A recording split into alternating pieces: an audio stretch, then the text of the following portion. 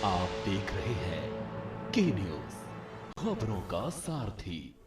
खबरों के बाद देश की बात में एक बार फिर से आपका स्वागत है। खबर अंबाला से है, जहां हरियाणा सरकार के ऊर्जा, परिवहन एवं श्रम मंत्री श्री अनिल विज ने आज नेताजी सुभाष चंद्र बोस जयंती पर बारिश के साथ बर्फीली हवाओं से बेपरवाह होकर आजाद हिंद फौज के संस्थापक की प्रतिमा पर माल्यार्पण किया है। माल्यार्पण करते हुए उन्होंने नेताजी की 12 फुट ऊंची प्रतिमा को सैन्य अंदाज में सैल्यूट कर नेताजी अमर रहे के कार्यकर्ताओं सहित नारे लगाए। सारे पटियाला वासियों ਨੂੰ मेरी प्यार भरी सत श्री अकाल। मानयोग मुख मंत्री पंजाब सरदार भगवंत सिंह जी मान ਦੀ ਅਗਵਾਈ ਹੇਠ ਪੰਜਾਬ ਸਰਕਾਰ ਕਾਫੀ ਤੇਜ਼ੀ ਨਾਲ ਵਿਕਾਸ ਦੇ ਪ੍ਰੋਜੈਕਟ ਉਲੀਕ ਰਹੀ ਹੈ।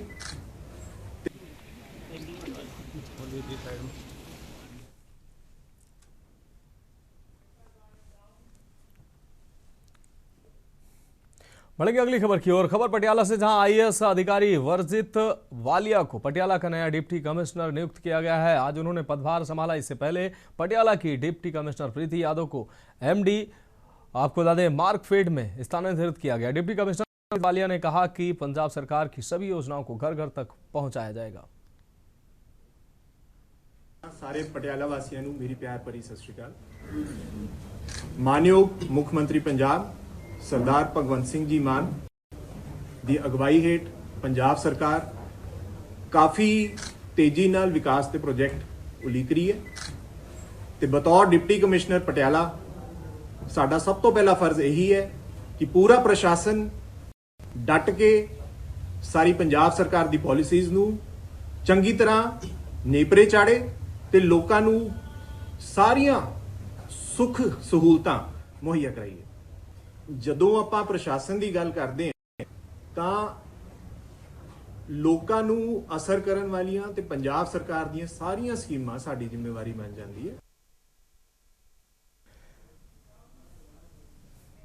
अगली खबर रोहतक से, जहां जाट शिक्षण संस्थान में 2 दिवसीय सर चौधरी छोटूराम जी का 145वीं जयंती समारोह आयोजित हुई। कार्यक्रम में राजनीतिक, सामाजिक व बुद्धिजीवी हस्तियों ने हिस्सा भागता की। इस दौरान छात्र छात्राओं द्वारा रंगारंग सांस्कृतिक कार्यक्रम प्रस्तुत कर सभी की मंत्रमुग्ध किया गया। सभी को इस दौरान सराहना भी प्राप्त की गई। समारोह के समापन पर मुख्य अतिथि हरियाणा सरकार के शिक्षा मंत्री महिपाल ढांडा ने शिक्षा को प्रभावशाली बनाने के लिए सरकार द्वारा किए जा रहे प्रयासों की जानकारी दी।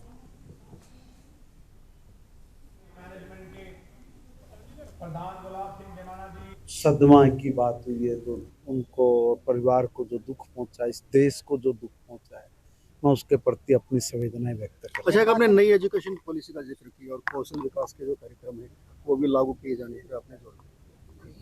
हरियाणा में 1396 ऐसे स्कूल हैं जहां पे हमने कौशल युक्त कार्यक्रम अलग अलग उसके जो पाठ्यक्रम है वो हम पढ़ा रहे हैं, लगभग 16 के आसपास है। और उसी की हमने तैयारी कराई, उसी में हमने सीड मनी दिया 1-1 लाख रुपया, 66 लाख रुपया भी हमने दिए हैं।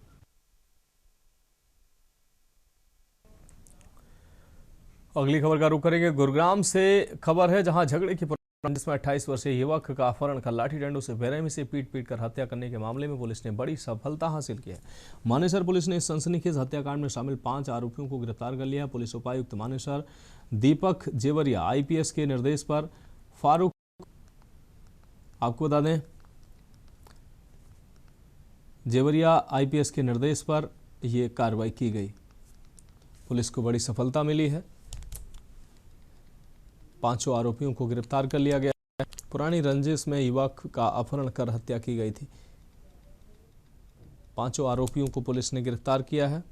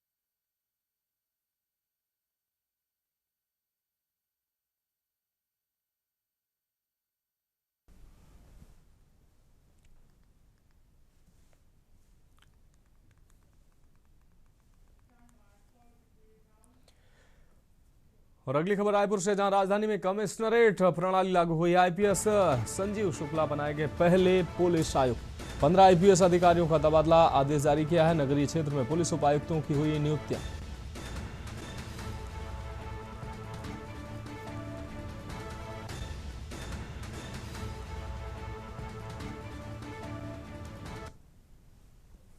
बढ़ेंगे अगली खबर की ओर। खबर रायपुर से है, जहां साहित्य उत्सव 2026 का शानदार आगाज हो चुका है, जिसका उद्घाटन राज्यसभा के उप सभापति हरिवंश ने किया है और मुख्यमंत्री विष्णुदेव साय ने अध्यक्षता की। ये 3 दिवसीय उत्सव आदि से अनादि तक थीम पर आधारित है और देश भर के लगभग 120 साहित्यकारों, कवियों और कलाकारों को मंच प्रदान कर रहा है, जहां समकालीन साहित्य, संस्कृति और सामाजिक मुद्दों पर विमर्श हो रहा है।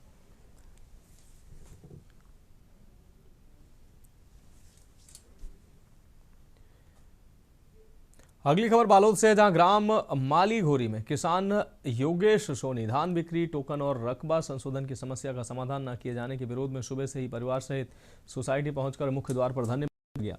धरनारत किसान ने दावा किया कि रकबा संशोधन के लिए समय रहते आवेदन करना बेनतीजा साबित हुआ। इस संबंध में कलेक्टर को लिखित शिकायत सौंपने के बाद भी रकबा संशोधन नहीं हो सका।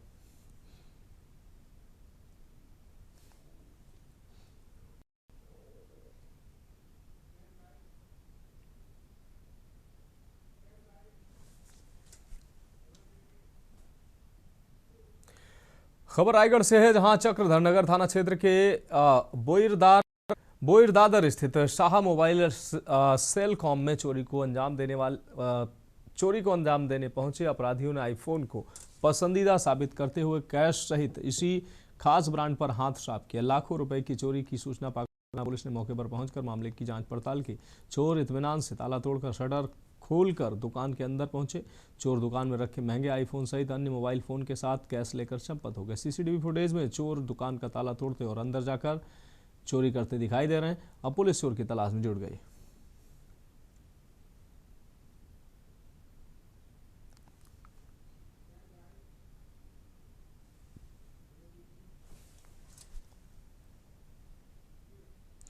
खबर रतलाम से है, जहां जिले के बोरदा गांव में बसंत पंचमी पर सामूहिक विवाह कार्यक्रम आयोजित हुआ है।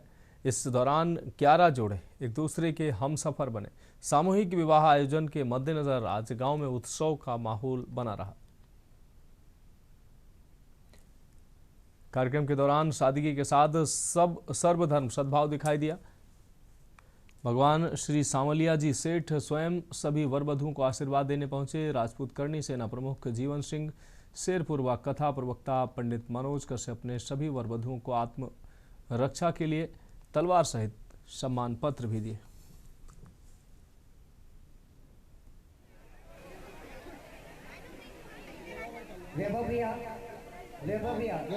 ये दूसरा वर्ष है और भगवान सेठ की कृपा से ये जो कन्या विवाह है, आज मतलब जो कन्या विवाह है वो 11 कन्याओं का निःशुल्क कन्या विवाह किया गया है।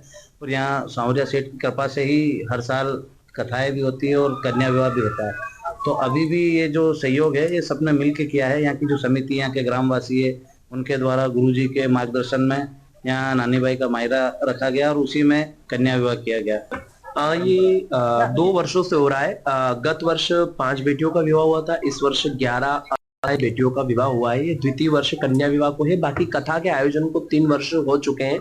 अयोध्या की धराधम पर राम विराजे, उस वर्ष से कथा प्रारंभ हुई और उसी के संकल्प से, संतों की प्रेरणा से द्वितीय वर्ष कन्या विवाह हो रहा है। हजारीबाग जिले में चला बड़ा चेकिंग अभियान। थाना पुलिस ने अपने अपने इलाके में चेकिंग अभियान चलाया। अपराध और अपराधियों पर अंकुश लगाने को यह चेकिंग अभियान चलाया गया। संदिग्धों से पुलिस ने गहन पूछताछ की। बिना नंबर वाले वाहन चालकों पर फोकस रहा। पुलिस ने चेक की वाहनों की डिग्गी।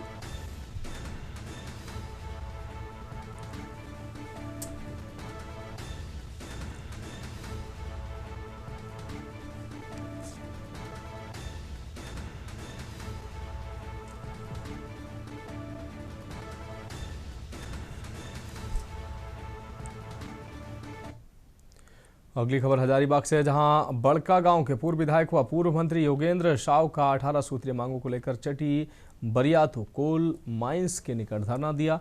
उन्होंने दावा किया कि बुधवार देर रात पुलिस ने धरना स्थल का पांडाल ध्वस्त कर दिया, साथ ही पांडाल में सो रहे समर्थकों की पिटाई की। पूर्व विधायक पुलिस को चेतावनी देने के लहजे में उन्होंने कहा कि रात के अंधेरे के बजाय दिन में उजाले में हमारी मौजूदगी में ऐसी कार्रवाई की हिमाकत दिखाई जाए। निरंजन सर देखिए, जज्बा को हमारा कोई नहीं तोड़ सकता है। पुलिस ऋत्विक कंपनी एनटीपीसी से पैसा लेकर के अवैध उगाही करके मेरा टेंट को तोड़ सकता है, मेरे विस्थापितों को लाठी मार सकता है, उनका मोबाइल चुरा के ले जा सकता है, उनको धकेल सकता है, जो असंवैधानिक है। कौन उनको अधिकार दिया ये सब? इस चलते टेंट तोड़ना यानी कि हमारी जीत का रास्ता प्रशस्त कर रही है। 31 तारीख को भी 31 दिसंबर को भी टेंट को तोड़ा गया था। हजारीबाग में सरस्वती पूजा पर्व को लेकर जिले में सुरक्षा के पुख्ता इंतजाम किए गए। हजारीबाग पुलिस पूरी तरह अलर्ट नजर आई है। आपको बता दें, किसी भी अप्रिय घटना से निपटने और शांतिप्रिय व्यवस्था बनाए रखने के लिए जिले के थाना क्षेत्रों में ड्रोन के माध्यम से निगरानी की गई। ड्रोन कैमरों की मदद से भीड़भाड़ वाले इलाकों, संवेदनशील स्थलों और जुलूस मार्गों पर विशेष निगरानी रखी गई।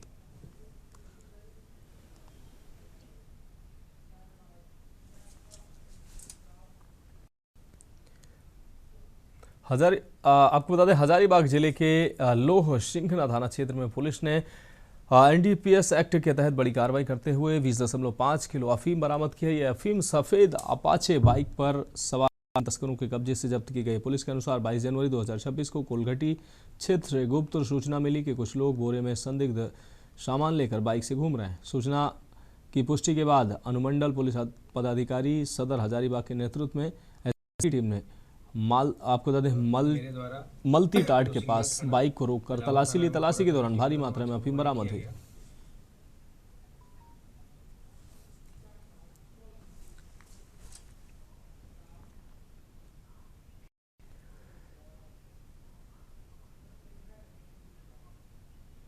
अब बढ़ेंगे अगली खबर की ओर। आपको बता दें, देवघर से अगली खबर है। आपको बता दें, देवघर से ये खबर आपको दिखा रहे हैं। खबर देवघर से, जहां आज बैंक कर्मचारी और अधिकारियों ने अपनी लंबित न्यायोचित मांगें पूरी करने को लेकर शांतिपूर्ण विरोध प्रदर्शन किया। United forum of bank unions के आह्वान पर बैंक कर्मियों ने भारतीय स्टेट बैंक साधना भवन के सामने प्रदर्शन किया। प्रदर्शनकारियों की अध्यक्षता यूएफवीयू की देवघर इकाई के संयोजक कर्मचारी संघ पटना मंडल के अध्यक्ष मुन्ना कुमार झा ने की। प्रदर्शन में बड़ी संख्या में विभिन्न बैंकों के अधिकारी कर्मचारी शामिल रहे। उस दिन देश के लगभग 8 लाख बैंक कर्मी हड़ताल पर होंगे। हमारी जो मांगे हैं 27 जनवरी 2026 को हड़ताल प्रस्तावित हड़ताल का दिन है और उस दिन हम लोग हड़ताल पर। हमारी मांगे बहुत सिंपल से मांगे हैं कि 2 दिन हम लोग ऑलरेडी सेकेंड और फोर्थ सैटरडे को हम लोग उनकी घोषणा पहले कर दी गई है। बाकी जो सैटरडेज हैं वो उसको छुट्टी घोषित करे सरकार और ताकि वर्क लाइफ बैलेंस बना रहे। क्या नाम हुआ? मैं मुन्ना कुमार झा हूँ, United forum of bank union का संयोजक हूँ देवघर टाउन।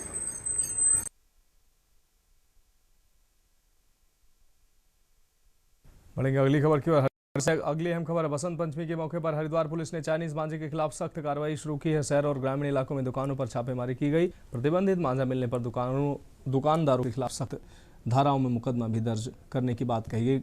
हाल ही में चाइनीज मांझे से घायल होने की घटनाओं के बाद पुलिस अलर्ट नजर आई।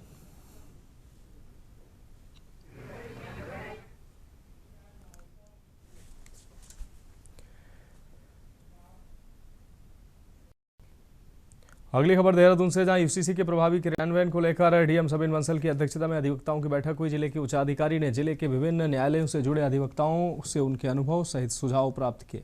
डीएम ने यूसीसी को महत्वपूर्ण और सुधारात्मक कदम बताते हुए कहा, इसलिए संवाद के माध्यम से स्थितियों को स्पष्ट करने पर जोर है।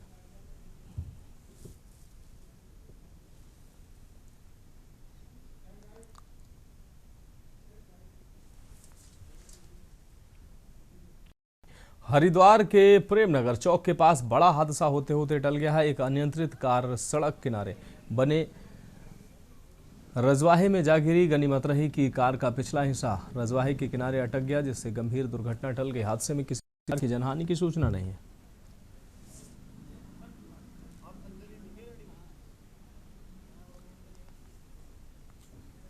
थोड़ी बता रहा यार, हम भी लोकल ही हैं, वो मुझे बता रहा ना मैं लोकल हूँ। मैंने खाली इतना ही तो कहा कि भाई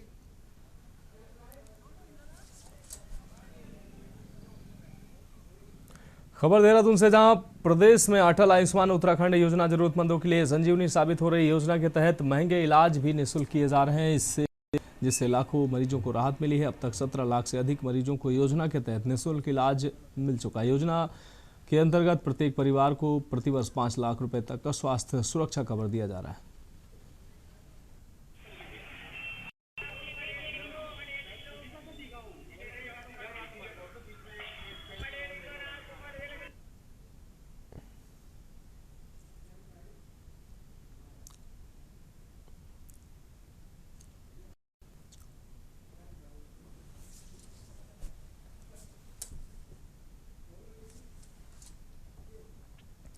उत्तराखंड में नई बिजली दरों को लेकर 18 फरवरी से जनसुनवाई शुरू होगी। अप्रैल से लागू होने वाली बिजली दरों के प्रस्ताव पर उत्तराखंड विद्युत नियामक आयोग ने जनसुनवाई की प्रक्रिया शुरू करने का फैसला लिया। आयोग प्रदेश के 4 शहरों में प्रत्येक जनसुनवाई करेगा, ताकि उपभोक्ताओं की राय सीधे तौर पर जानी जा सके।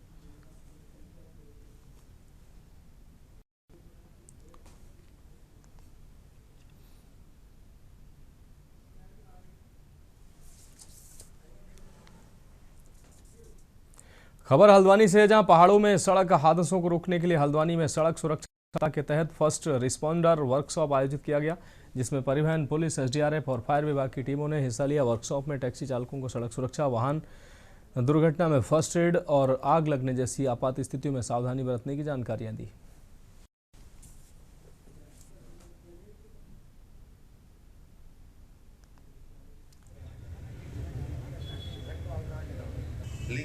राष्ट्रीय सड़क सुरक्षा माह 2026 के अंतर्गत आज टैक्सी यूनियन पे पुलिस विभाग और परिवहन विभाग के द्वारा एक संयुक्त कार्यक्रम आयोजित किया गया है, जिसमें फर्स्ट रिस्पॉन्डर के संबंध में लोगों को जागरूक किया गया है कि कोई दुर्घटना होती है तो कैसे दुर्घटना प्रभावितों की हेल्प की जा सकती है। तो इससे बताया गया, क्योंकि व्यक्ति हेल्प करना चाहता है, कभी हेल्प करते करते जो प्रभावित व्यक्ति को उसको नुकसान भी पहुंच सकता है। तो ये छोटी छोटी जानकारी दी गई है, जिससे हम कभी दुर्घटना होती है तो उसमें प्रभावित व्यक्तियों को उसको सहायता पहुँचा सकते हैं।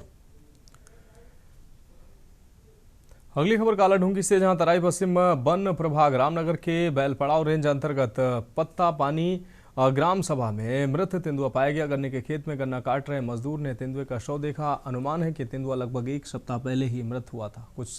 कुछ माह पहले भी इसी स्थान पर एक वयस्क तेंदुए की मौत हुई थी, जिसे वन विभाग ने आपसी संघर्ष का परिणाम माना था। मौके पर पहुंची वन विभाग की टीम ने तेंदुए के शव को कब्जे में लिया है।